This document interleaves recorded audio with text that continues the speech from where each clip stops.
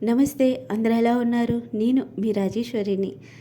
తెల్ల బస్సు ఏంటి అంబులెన్స్‌లా కనిపిస్తుంది. ఎక్కడికి వెళ్తాను, ఏటా అనుకుంటున్నారు కదా! చెప్పేస్తాను. ఈ బస్సు బీఎస్‌పీ తాలూకుది. ఇది వర్కర్స్ కోసం బీఎస్‌పీ వేస్తారు. మా మహిళా సమాజ అందరి కోసం. మీరు 12,00,000 కారులో వెళ్తే మీరు ఎంత హ్యాపీగా ఉంటారో నాకైతే తెలియదు గానీ, ఈ బస్సులో 5 నిమిషాలు, 10 నిమిషాలు ప్రయాణం చేస్తాను గానీ, 1000 రెట్లు ఆనందంగా ఉంటాను. చాలా చాలా హ్యాపీ. నాకు చాలా ఇష్టం ఈ బస్సు అంటే. ఎక్కడ ప్రోగ్రామ్ అయినా ఆ ప్రోగ్రామ్ కంటే బస్సులో వెళ్తానని చాలా సంతోషిస్తాను. ఎవరు భయ్యా మాకు మోసుకొని వెళ్ళేట్టుగా సీరియస్‌గా ఉన్నారు. చూస్తున్నారు కదా! నవ్వమని వరకు నవ్వటం లేదు. భయ్యా చలాకే జా రहे हो गाड़ी को అనుకోనండి చిన్న స్మైల్ ఇచ్చారు.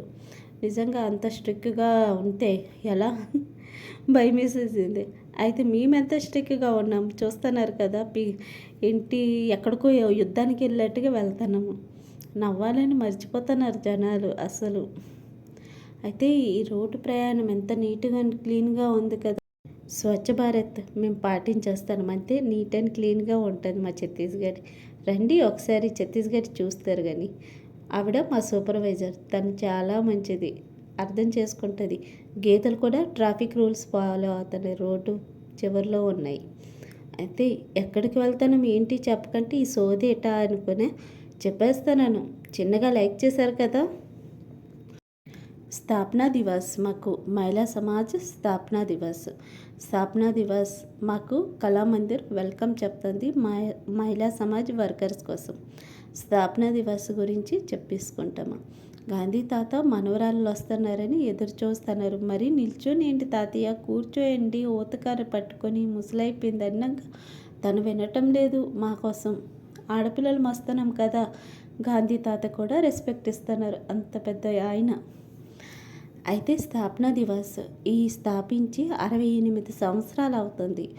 అందుకోసమే ప్రతి సంవత్సరం స్థాపనా దివస్ ఘనంగా జరుపుకుంటారు. ఈవిడ హైపర్లో ఉంటుంది కదా, ఎనీ టైం అలాగనే ఉంటారు. ఆవిడ మేడముల కింద పనిచేస్తుంటారు, చాయ్ కాఫీలు అందిస్తుంటారు. మీ మతం సిలాయి వర్క్ మాది మొత్తము. అయితే ఇంత తక్కువ మనిషికి అంత పెద్ద బస్సా ఏంటనుకుని చాలా మనిషి రాలేదు. ఈ బస్సు 2-3 ట్రిప్పులు తిరగాలి. ఈ సంవత్సరం ఒక్క ట్రిప్కే అందరం వచ్చేసాము. ఈవిడ మా పిన్ని గారు, ఆవిడ మా వదిన గారు. అయితే మొత్తము వరుసలు కలిపేసుకుంటాం కదా మా ఆడవాళ్ళంతే. మేడంలు లేదు, ఏమీ లేదు, సిర్పు రిస్తా కలిపేస్తాము. కళామందిర్ మాకు స్వాగతం పలుకుతుంది. చాలా ఘనంగా ఈ వేడుక జరుపుకుంటారు. నిజంగా మనకు పండగ సంక్రాంతులు ఇవన్నీ ఎలా మా స్థాపనా దివస్ మాకు అలా జరుపుతారు. అయితే చాలా మంది మేడంలు వస్తారు. ఇక్కడ లేని మేడమ్స్ మొత్తం వస్తారు. ఈ సంవత్సరం మాత్రం వర్కర్సే చాలా తక్కువ మనిషి అయ్యారు. మాకు బాధ అనిపించింది. మొత్తం రంగోలీతో పువ్వులతో సజాయించున్నారు. చాలా బాగా అంటే చాలా బాగుంది. కార్పెట్ వేసున్నారు. అయితే మన కల్చర్ కోసం మొత్తం పెట్టున్నారు. చాలా బాగుంది. కళామందిర్ నేను ఫస్ట్ టైం రావడం అయింది. మొత్తం మొక్కలు ఊడుస్తున్నారు మొత్తం. అయితే అక్కడ అడిగాను, మొక్కలు నర్సరీయా ఏంటి అమ్ముతారా అంటే, లేదు ఇవి షో కోసం మేము పెట్టున్నాం. చాలా బాగుంది. మీరు మొక్కలు పెంచుతున్నారు కదా, నిజంగా మొక్కలు పెంచండి, ప్రశాంతత మీకు దొరుకుతుంది. నిజంగా చెప్పడం కాదు, అదే అనిపించాను. అందుకోసమే నాకు మొక్కలు పెంచితే చాలా ప్రశాంతంగా అనిపిస్తుంది. తనేమో సీరియస్గా వెళ్ళిపోతాను భయ్యా చిన్న స్మైలీ అంటే అప్పుడు ఇస్తున్నారు. జనాలు నవ్వడం ఎందుకమ్మా మర్చిపోయారా అనిపిస్తుంది. అయితే మన కల్చర్ల గురించి మొత్తం మొక్కలు ఇవన్నీ పెట్టున్నారు. ఇక్కడ భోజనాల కోసం మొత్తం వేస్తున్నారు. చాలా అంటే చాలా బాగుంది. ఇది ఎంత పెద్ద హాలా కానీ జనాలకి కూర్చోవడానికి ప్లేసే లాస్ట్గా ఉంటుంది తెలుసా. అంత మనిషి వచ్చారు. ఎక్కువ శాతం మేడమ్సే వచ్చారు. వర్కర్స్ బాగా తక్కువ అయిపోయారు ఈ సంవత్సరం. ఎందుకంటే చుట్టి అయితే చుట్టాలు వస్తారు కదా ఇంటికి, అదే కదా అవుతుంటుంది. మా ఆడవాళ్ళు బీచ్ను బస అయిపోతుంటాము. తను చిన్నాన్న సిలాయి బాగా చేస్తుంటారని చెప్తుంటాను కదా, చిన్నాన్న తను ఎవరేమన్నా శాంతిగా తలదించుకొని వెళ్ళిపోతారు. ఎంత మంచి అతనైతే చాలా మంచి వ్యక్తి. అంటున్నా కదా, ఈయన మంచోళ్ళు నోటికి కోటికి చాలా తక్కువ మనిషి ఉన్నారు. అందుకే వాళ్ళకి మంచిగానే ఉంచుతామా. ఇంతమంది కొంతమంది చిన్నదైనా పెద్దదైనా ఎంత గొల్లు చేసేస్తారా, తన మాత్రం ప్రశాంతంగా అనిపిస్తారు. వీళ్ళందరూ ప్రోగ్రాంలో పాల్గొనడానికి వీళ్ళు ఎంత మనిషి వచ్చున్నారు. మొత్తం మేడమ్సే వీళ్ళందరూ మేడంలే, మా వర్కర్స్ బాగా తక్కువ. అయితే ఎన్ని యూనిట్స్ గురించి ప్రతి సంవత్సరం వాళ్ళ గురించి పూర్వం నుంచి ఎంత కష్టపడ్డారో అవన్నీ చెప్తుంటారు, చూపిస్తుంటారు. ఎంత సక్సెస్ అయ్యాము, ఎంత అన్‌సక్సెస్ అయ్యాము, ఎంత డౌన్ అవుతున్నాం, ఇలా అని ప్రతి విషయం మేడంలు చర్చించుకొని చెప్తుంటారు. ఎందుకంటే 10 యూనిట్లు అంటే ఎంత మనిషి వర్క్ జాబ్ ఇచ్చున్నారంటే ఆలోచించండి. అప్పుడులోనైతే అప్పుడులోన ఆడపిల్లలు బయటికి రావడానికి చాలా కష్టంగా ఉండేది కదా! అయినా కూడా ఆ రోజుల్లోనూ కూడా చాలా మంది వచ్చున్నారు. ఎందుకంటే హస్బెండ్ తాక్కొని, చేసుకొని ఇంటికి రూపాయి ఇవ్వకుండా ఆడపిల్లల్ని ఎంతో ఇబ్బంది పెట్టినోళ్ళు ఉన్నారు కదా! వాళ్ళందరికీ ఈ సంస్థ ఎంత హెల్ప్ చేసిందంటే చెప్పలేము. ఎందుకంటే చాలా కష్టపడ్డారు. అందుకోసమే ఈరోజు ఫలితం వాళ్ళకి దొరకాలని మనస్ఫూర్తిగా మనందరం కోరుకుంటుమా.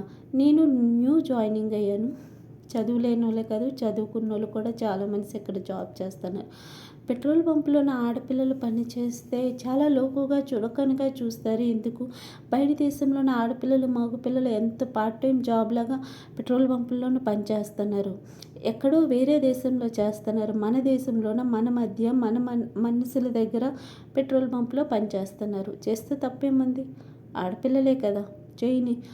కొంచెం పెట్రోల్ వాసన స్ట్రాంగ్ కాబట్టి కొంచెం భరించలేము. అయినా కూడా పనిచేస్తున్నారంటే వాళ్ళకి ఇంట్లోని ఎన్ని ప్రాబ్లమ్స్ అంటే ఆలోచించండి.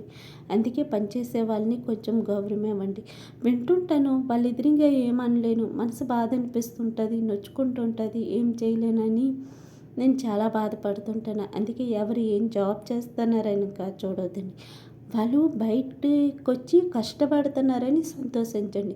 ఇంట్లోన ఏడుసుకొని ఒకరి మీద ఆధారపడితో బ్రతకడం లేదు కదా!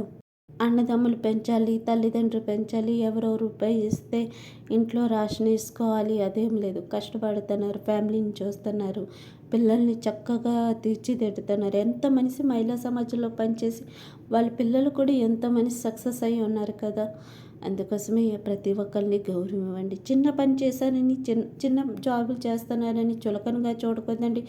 పెద్ద జాబ్ చేస్తున్నారని వాళ్ళకి ఎక్కువగా చూడకూడదండి. ఎవరు కష్టపడింది వాళ్ళకు ఉంటుంది. అందుకే జాబ్ చేసిన వాళ్ళంటే నాకు గర్వం. ఇంట్లో ఉన్నోళ్ళని గౌరవం ఏం లేదు. ఎవరు ఇష్టం వాళ్ళది. అయితే మొత్తం ఇది వస్తుంది బీఎస్పీ తాలూకుదే మొత్తము మాకు గిఫ్ట్స్ వస్తాయి. మాకు చాలా సంతోషం అనిపిస్తుంది. చిన్న వస్తువైనా మా జాబ్‌లో మాకు ఆ గిఫ్ట్స్ దొరుకుతున్నాయి కదా! అదొక నాకు చిన్న ఆనందం.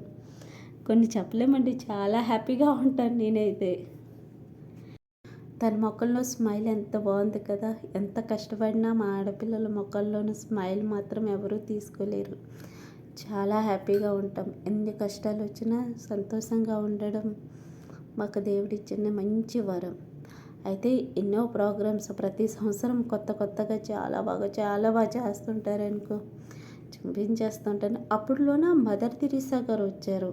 ఆవిడ గురించి చెప్తుంటారు. 68 సంవత్సరాలండి తక్కువ. ఆలోచించండి. ఒక మహిళా సమాజ్, ఒక చిన్న సంస్థ ఒక మహావృక్షంగా మారింది.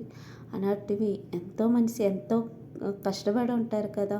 మేడం నళిని మేడం గారు, ఆవిడ చాలా కష్టపడి మా అందరి కోసం ఎంతో కష్టపడి ఈ సంస్థ నడిపింది. వీళ్ళు మా యూనిట్ వాళ్ళే. ప్రతి సంవత్సరం స్వాగతం పాట పాడుతుంటారు. సౌండ్ ఇవ్వలేదేమనుకుంటున్నారో? మేము విన్నాం చాలు. అందుకే మీకు ఇవ్వలేదు.